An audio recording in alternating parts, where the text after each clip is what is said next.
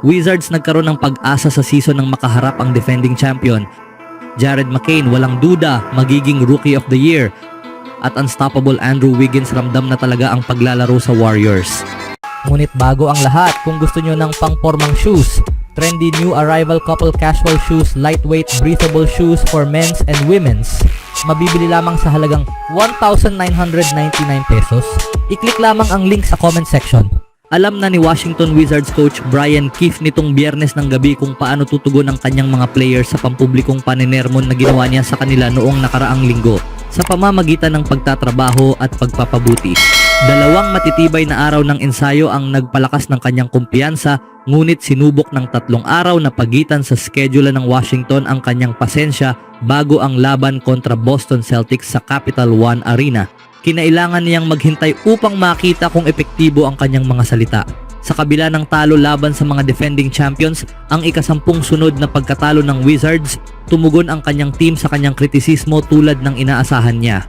Ang Wizards na bumagsak sa 0-2 sa NBA Cup play ay hindi kailanman nahuli ng higit sa huling deficit at napigilan ang Boston, isa sa mga pinakamahusay na offensive team sa liga sa season lows sa points, 3-pointers at 3-point percentage. Nanalo rin ang Washington sa rebounding battle sa ikatlong pagkakataon lamang ngayong season.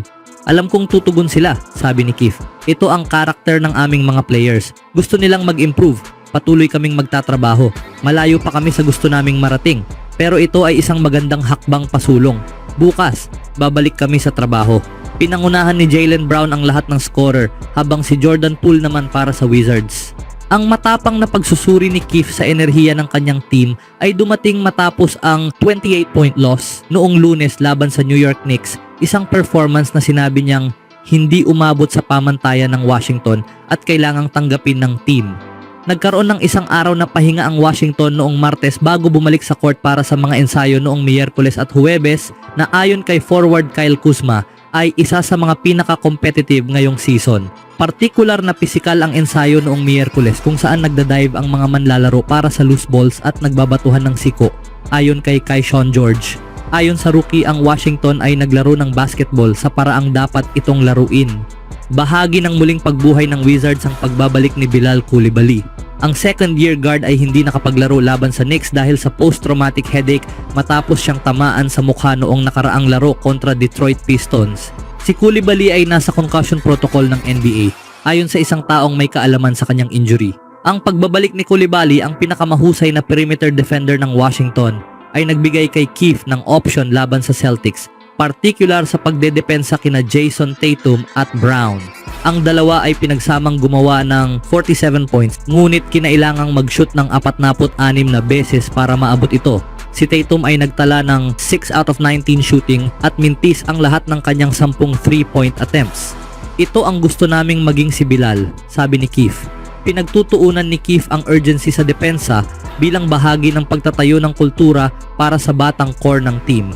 Alam ng Wizards na makakaranas sila ng mga pagkatalo, ngunit mahalaga ang effort para sa team na may 4 na players na edad 20 pababa. Ang balansing iyon ay nangangailangan na maglaro ang Wizards ng mas maraming laban tulad nitong Biyernes. Mga competitive na laban na umaasang maglalatag ng matatag na pundasyon para sa tagumpay sa hinaharap. Sa kabilang balita, ang rookie ng Philadelphia Sixers na si Jared McCain ay puno ng kumpiyansa at tama lang naman, may dahilan siya lalo na matapos ang kamanghamanghang simula ng kanyang NBA career. Kailangan ng Sixers ang panalo nitong Biyernes ng gabi sa kanilang NBA Cup matchup laban sa Brooklyn Nets. Ginawa ni McCain ang lahat upang buhatin ang kanyang team sa panalo, nagtala ng 30 points, 5 rebounds, 3 assists and 2 steals. Bago niya tuluyang iwan ang court, nagbitaw si McCain ng matapang na pahayag matapos niyang maipasok ang isang 3-pointer na nagbigay sa kanya ng kabuuang 30 puntos sa gabi. "Ako ang Rookie of the Year," sabi niya. Si McCain ang nag-iisang liwanag sa gitna ng mahirap na simula ng season para sa Sixers. Matapos ang panalo kontra Brooklyn nitong Biyernes, may record na silang 3-12, mas mataas lamang sa Washington Wizards sa Eastern Conference standings. Ang produkto ng Duke ay sumabog sa simula ng kanyang career, may average na 6.5 points per game, ang pinakamataas sa lahat ng rookies ngayong season. Tinatamaan din niya ang kanyang mga 3-pointers sa 42.7% rate. Si McCain ang ika-5 rookie ng Sixers na nagtala ng 5 sunod na laro na may hindi bababa sa 20 puntos, kasama ang mga pangalan tulad ni na Joel Embiid, Allen Iverson at Jerry Stackhouse. Bagamat may ibang rookies tulad ni na Dalton Neck ng LA, Jalen Wells ng Memphis at Zachary Risacher ng Atlanta na nagpakitang gilas, si McCain ang malinaw na nangunguna para sa Rookie of the Year award sa maagang bahagi ng season.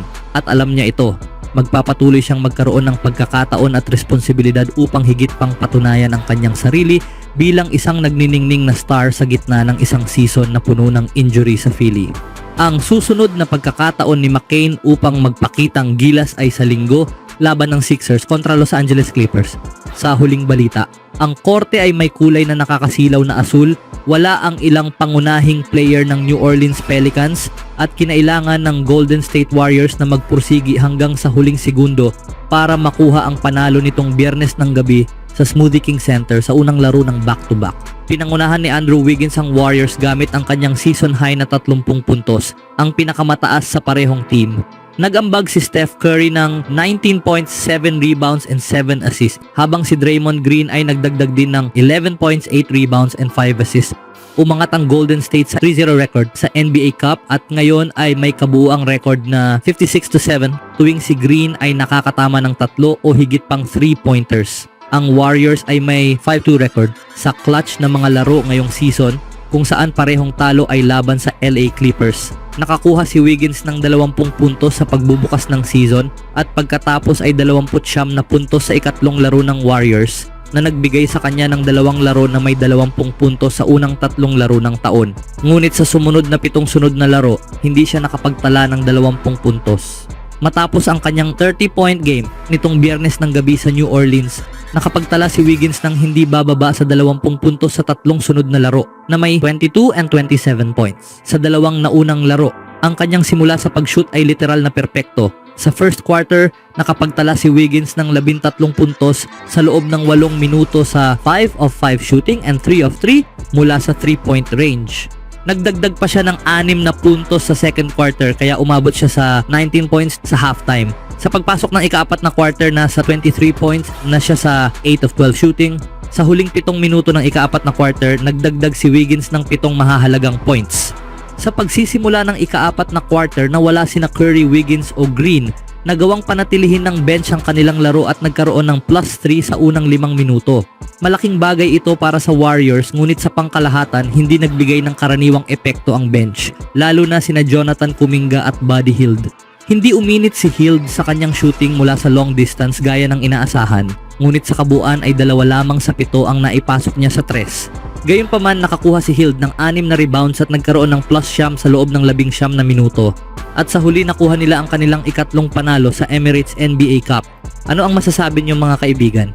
On my own, so I gotta get through it. And the only thing I know is to love what I'm doing. Never give up, never slow, till I finally prove it. Never listen to the no's, I just wanna keep moving. Keep my head up when I act, head up, that's a fact. Never looking back, I'ma keep myself on track.